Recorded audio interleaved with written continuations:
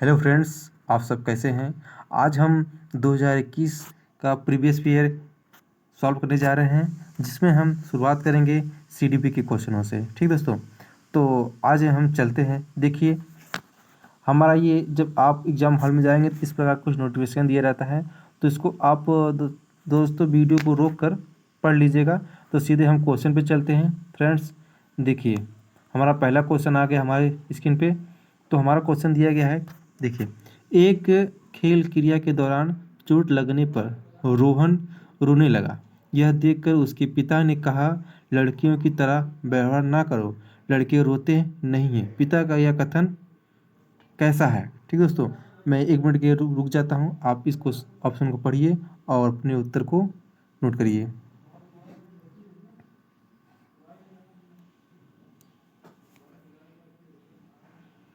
जैसा कि आप पढ़ चुके होंगे, तो पहला ऑप्शन दिया गया है लैंगिक रूढ़वादिताओं को दर्शाता है। दूसरा है लैंगिक रूढ़वादिताओं को चुनौती देता है, लैंगिक भेदभाव को कम करता है, या लैंगिक समानताओं को बढ़ाता है।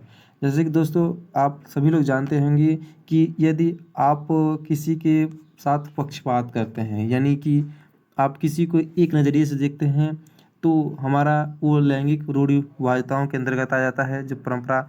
तो इसका ऑप्शन सही हमारा हो जाएगा ए वाला, पहला। ठीक है, लैंगिक रूढ़िवादिताओं को दर्शाता है। तो दोस्तों हम अगले क्वेश्चन पे चलते हैं। देखिए क्या दिया गया है, एक प्रगतिशील कक्षा में क्या होना चाहिए। अध्यापक को अटल अटल पाठ्यक्रम का पालन करना चाहिए। अध्यापक को अटल पाठ्यक्रम का पालन करना चाहिए। दूसरा है विद्यार्थियों में प्रतिस्पर्धा पर बल देना चाहिए। तीसरा है ज्ञान की संरचना के लिए प्रचुर मौके प्रदान करने चाहिए। चौथा है विद्यार्थियों को उनके अकादमिक अंकों के आधार पर नामांकित करना चाहिए। इसका क्या सही होगा दोस्तों। इसका हमारा सही होगा कि यदि प्रतिस्पर्धा को बढ़ावा दिया जाएगा तो एक कक्षा जो हमारी होती है वो प्रगतिशील कक्षा कहलाएगी। ठीक दोस्तों, आगे तीसरे क्वेश्चन पे चलते हैं। तीसरा क्वेश्चन हमारा यह है कि एक गतिविधि के दौरान छात्रों को संघर्ष करते देखकर एक अध्यापिका बच्चों को संकेत और इशारे जैसे क्या, क्यों, कैसे प्रदान करने का फैसला देती है। लियो वाइगोस्की के सिद्धांत के अनुसार अध्यापिका की यह योजना क्या है। ठीक है, यह योजना क्या हमको बताना है। तो हमारा पहला क्वेश्चन ऑप्शन है कि बच्चों को अधिगम के लिए अनुप्रेरित या निष्प्रेरित करेगी। जो एक ऐसा कर रही हैं कि अध्यापिका एक शिक्षक से प्रश्न पूछ रही, क्यों, कैसे, क्या, ये कैसे क्यों होता है। तो उसके लिए वह क्या कर रही हैं, बच्चों के साथ वो उनको अनुप्रेरित कर रही हैं। या दूसरा ऑप्शन है अधिगम के लिए पाढ़ पाढ़ क्या है दोस्तों, कमेंट करिएगा। आधारभूत संरचना का काम करेगी। या तीसरा है छात्रों में प्रत्याहार निकास प्रवृत्तियां पैदा करेगी। या चौथा है अधिगम की प्रक्रिया में अर्थहीन होगी। तो दोस्तों हमारा यह क्वेश्चन सही होगा, इस क्वेश्चन का आंसर दूसरा। क्या दोस्तों, दूसरा हमारा सही होगा, पाढ़। पाढ़ के लिए अधिगम। पाढ़ क्या होता है दोस्तों, बता सकते हैं। पाढ़ हम उसे कहते हैं कि जैसे आपके शब्दकोश में शब्दों का भंडार हो जाता है, उसे हम पाढ़ कहते हैं। यानी इसमें अधिगम के लिए, यानी ज्ञान के लिए भंडार। ठीक है, यदि आपकी टीचर बच्चों से पूछती हैं कि क्यों होता है, कैसे होता है, तो बच्चे अपने तर्क के अनुसार उस चीज़ पे मंथन करते हैं, सोचते हैं और उसका उत्तर देते हैं, जिससे उनके शब्दकोश में वृद्धि होती है। तो यह वाइगोस्की के सिद्धांत के अनुसार इसको हम अधिगम के लिए पाढ़ आधारभूत संरचना का काम करती है इस पे। ठीक दोस्तों, इसलिए हमारा दूसरा ऑप्शन सही है। तो अब चलते हैं नेक्स्ट क्वेश्चन पे। नेक्स्ट क्वेश्चन दोस्तों हमारा दिया गया है, बच्चों के सामाजिकरण के संदर्भ में निम्न में से कौन सा कथन सही है। क्या दोस्तों, देखिए आप क्वेश्चन को पढ़ लीजिए एक बार। ऑप्शन क्वेश्चन का बड़ा है, देख लीजिए। पहला है विद्यालय सामाजिकरण का एक द्वितीयक कारक है और परिवार सामाजिकरण का एक प्राथमिक कारक है। ठीक है। ऑप्शन दूसरा, विद्यालय सामाजिकरण का एक प्राथमिक कारक है और समकक्षी सामाजिकरण के द्वितीय कारक।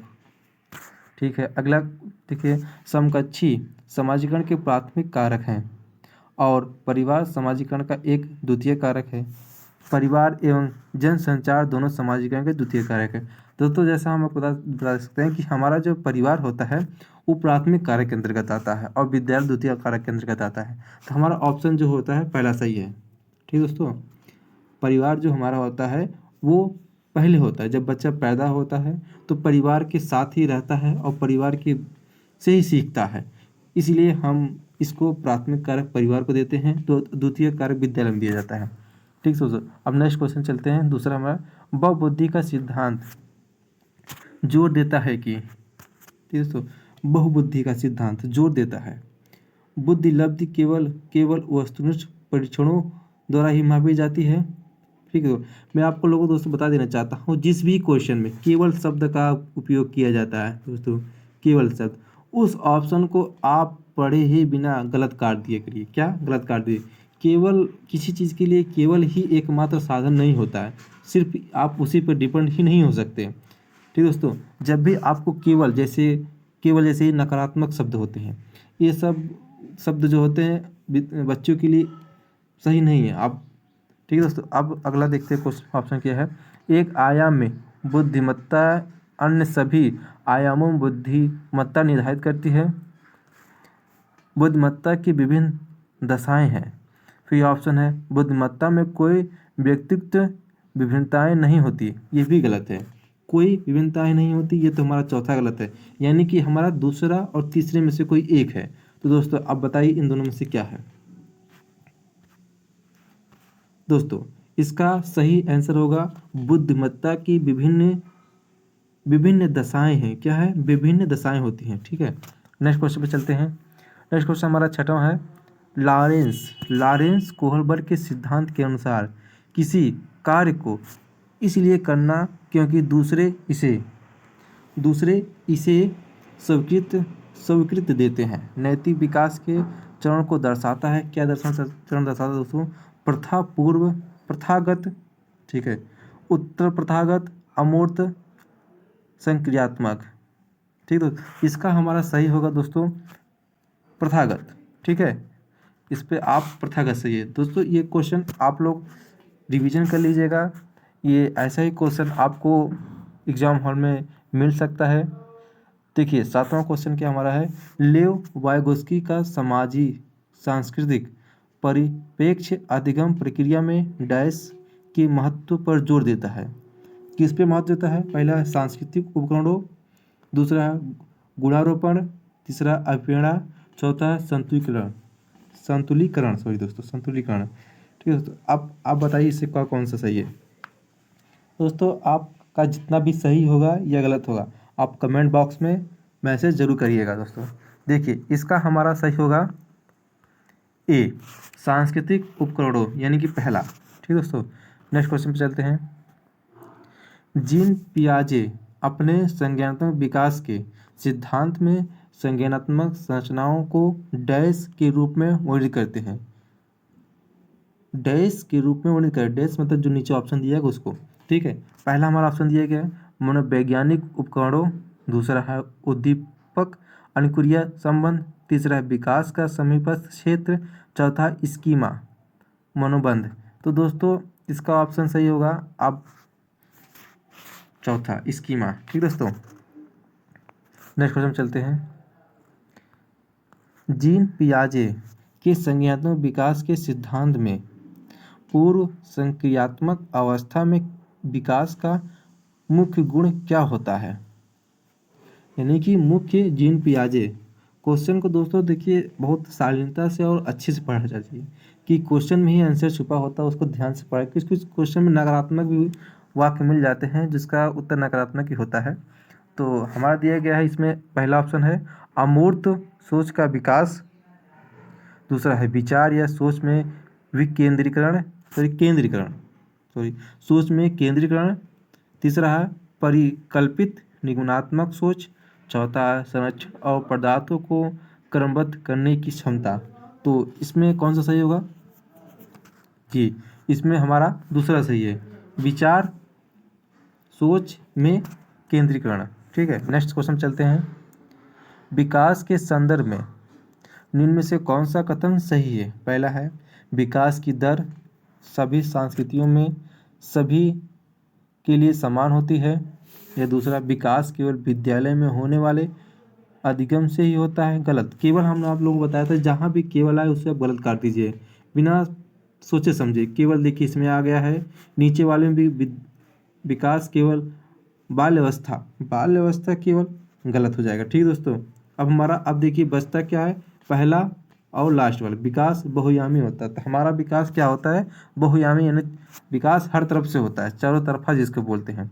विकास का कोई एक पहलू होता है, इसलिए मैं चौथा सही है। क्या दोस्तों? चौथा, विकास बहुयामी होता है। ठीक है, नेक्स्ट क्वेश्चन हमारा देखिए,